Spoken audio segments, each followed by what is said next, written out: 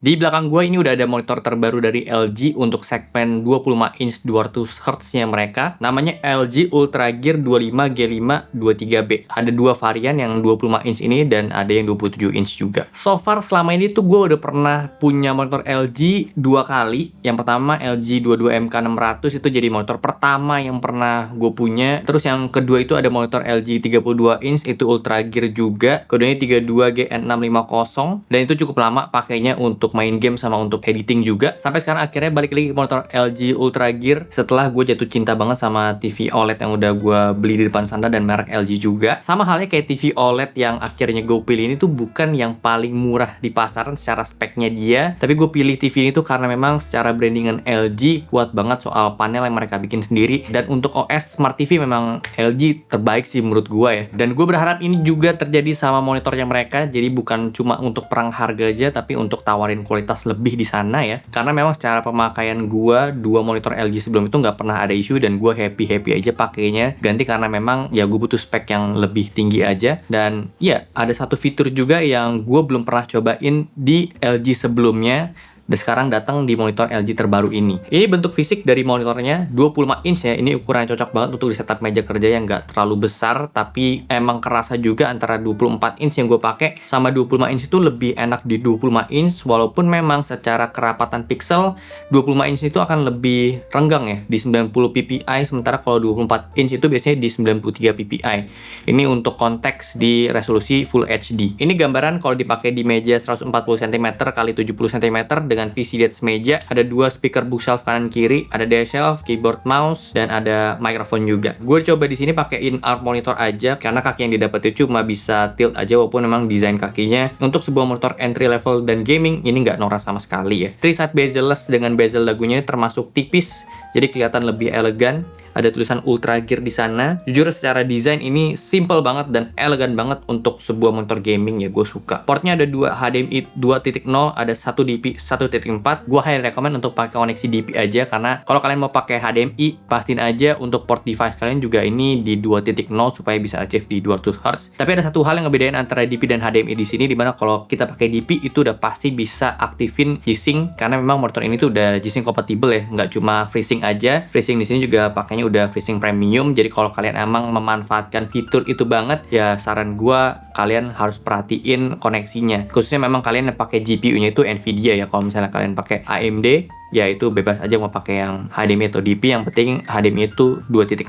Ini adalah hal yang perlu di-appreciate untuk sebuah monitor gaming entry level, walaupun bukan G-Sync native ya. Di sini tuh G-Sync compatible, tapi emang nggak semua monitor itu bisa dapetin G-Sync compatible juga, walaupun motor tersebut udah ada adaptive sync-nya. Kalau FreeSync Premium itu udah kemungkinan besar memang ada lah ya, lebih umum ditemuin dibanding yang G-Sync. Tapi yang jadi pertanyaan adalah seberapa penting sync ini atau VRR kita sebutnya untuk di kehidupan kita, karena sebenarnya gue pribadi tuh jarang banget untuk nyalain ini. Tapi memang itu karena jarang yang gue dapetin monitor G-Sync untuk belakangan ini. Kebanyakan itu AMD FreeSync aja atau Adaptive Sync atau V-Sync. Nah sebenarnya yang paling gue tidak rekomendasikan adalah monitor yang cuma ada V-Sync-nya aja ya, karena kalau cuma V-Sync itu input lag-nya biasanya lebih tinggi kalau kita aktifin. Memang dia akan meminimalisir screen tearing, tapi input lag-nya jadi bertambah gitu ya. Itu yang agak jadi kerasa kurang nyaman. Nah kalau misalnya emang udah ada sertifikasi FreeSync atau G-Sync dan kebetulan di belakang sini PC-nya itu emang pakai Nvidia, jadi ya monitor-monitor dengan G-Sync itu akan cenderung lebih kepake di sini, dan gue pasti akan encourage untuk nyalain si fitur itu ya. Jadinya gue pasti akan maksimalin kalau memang di monitornya ada fitur tersebut. Efeknya jadinya gue lebih percaya aja sih ya kalau nggak akan nambahin input lag. Ya gue pribadi juga sebenarnya nggak bisa ngerasain akan hal itu gitu, dan gue juga nggak punya alat untuk ngetesnya. Tapi kalau monitornya memang ada ya dipakai aja fiturnya. Dan sebenarnya ini juga akan cenderung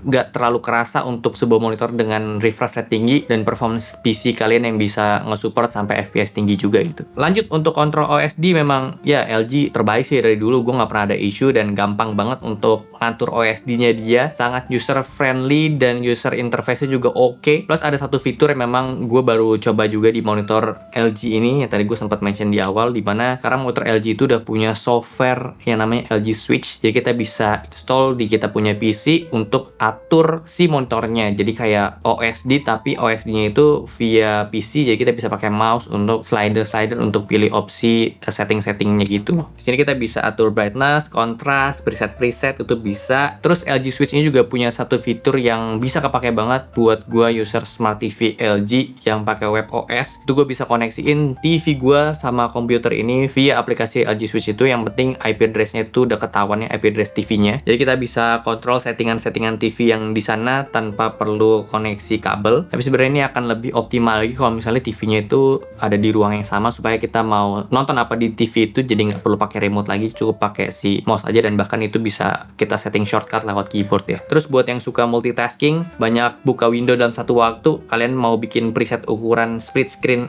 app-app yang kalian sering buka juga bisa, itu lewat LG Switch ini. Dan ada satu fitur video call sebenarnya untuk shortcut supaya kalian bisa langsung launch aplikasi video conference. Tapi belakangan gue udah nggak pernah, atau jarang banget lah ya video call, jadi fitur ini nggak terlalu kepake di gua. Dan yang terakhir menarik menurut gue itu ada mode untuk nge-switch antara work mode dengan live mode. Jadi dia bisa munculin background yang bergerak gitu ya, dan bisa integrate Google Calendar juga. Jadi ya standby mode-nya itu di belakang wallpaper kita ada kalender yang udah kita bisa atur-atur karena itu udah connect ke Google account juga. Selama di mode ini memang desktop itu tuh jadi kosong, tapi kita tetap bisa buka aplikasi-aplikasi yang memang ada di PC kita juga. Sebenarnya gua lebih berharap ini kayak semacam mode di iOS gitu ya, kayak kita bisa atur DND, bisa atur work mode, bisa atur sleep mode, bisa atur lain-lain, bisa kita custom gitu apa aplikasi yang mau kita pakai, nggak mau notif masuk atau gimana. Kenapa gue berharap bisa diubah mode-mode-nya dan berpengaruh terhadap aplikasi yang bisa kita buka, karena di sini tuh bisa diatur durasinya mau setiap berapa jam live mode ini tuh keganti. Kayak contoh di sini gue set untuk setiap 2 jam sekali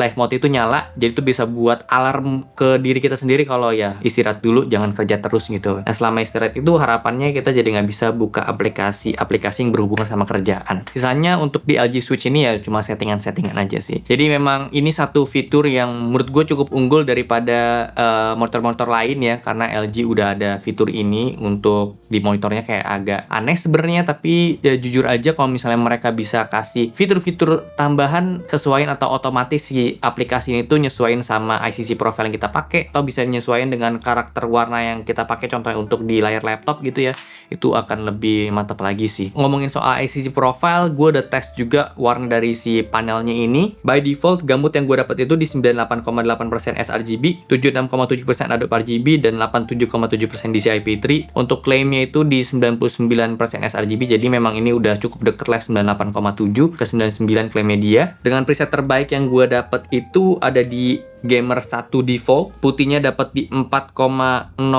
delta I dengan warna rata-rata di 2,23 delta I. Secara warna ini memang bukan yang outstanding, bukan yang paling spesial gitu ya, tapi udah cukup aja sih ya. Gue ngerasa nggak ada yang terlalu hijau, nggak ada yang terlalu merah warnanya, ini udah cukup netral aja. Klaim kontras dari motor ini tuh ada di 1000/1, tapi gue bisa dapat di 1200-an banding 1. Ini di preset Gamer Custom Default ya, dengan brightness gue targetin di 200 nits ya. Gue coba untuk kalibrasi lagi di preset ini, acuannya sRGB ya, tentu dapat akurasi warna di 1,95 delta I, dan untuk putih di 0,37 delta I. Lebih akurat warna rata-rata dan warna putihnya, tapi kontrasnya jadi mendekati 1000, cuma di sekitar 970-an banding 1 aja ya. Terus untuk gamma di preset ini juga jadi sedikit lebih rapi dibanding defaultnya tadi. Balik lagi warnanya memang setelah dikalibrasi juga dapatnya di 1,95 aja, bukan yang perfect banget gitu, bahkan nggak sampai di bawah 1,5, jadi so-so lah untuk warna. Untuk kebutuhan gaming 200 Hz nya tentu ini bisa banget diandelin ya. Klaim LG soal response time dia itu di 1 millisecond G2G, itu ada di mode fasternya dia, tapi gue sih nggak pernah pakai yang faster, gue pakai yang fast aja, menurut gue itu udah cukup. Biasanya di fast itu dapat di 4-5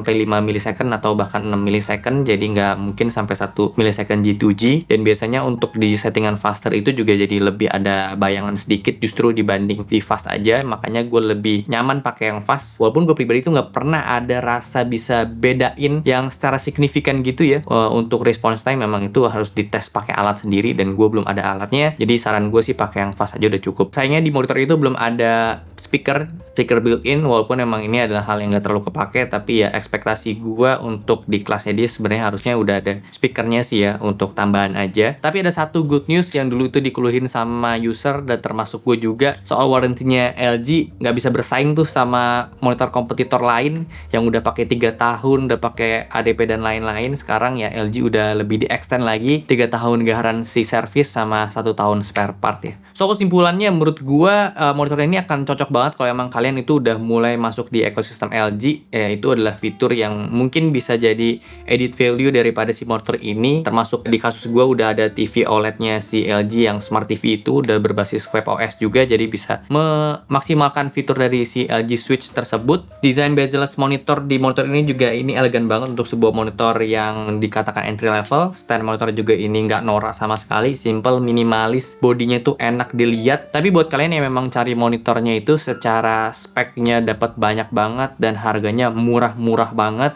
menurut gue sih nggak terlalu cocok untuk pakai monitor ini ya. Misalnya kalian nggak perlu fitur OSD, misalnya kalian nggak perlu desain, kalian nggak perlu ini itu, yang penting harus tinggi, harga murah, yaitu gue nggak saranin untuk beli monitor ini sih. Untuk harga rilis monitor itu di 1,9 sampai 2 juta ya. Kalau misalnya kalian punya potongan-potongan, diskon-diskon, voucher-voucher, ya bisa dilihat di akun masing-masing aja ya. Dan bisa cek linknya, udah gue taruh di video ini dan di description box juga. Kalau bisa dapat 1,7 ini lebih menarik sih ya, karena gue pakai monitor yang 200 Hz juga, 24 inch, tapi itu harganya sekarang udah di 1,7, waktu gue beli ini masih di 1,5an. Jadi kalau bisa mepetin harga tersebut, dapat 25 inch lebih enak, lebih gede ya, itu akan jadi selling point juga. Mungkin ya segitu aja untuk video dari gue kali ini. Thank you banget udah nonton. Kalau suka boleh like, share, dan subscribe. Gue Okto, sampai jumpa di video selanjutnya. Terima kasih.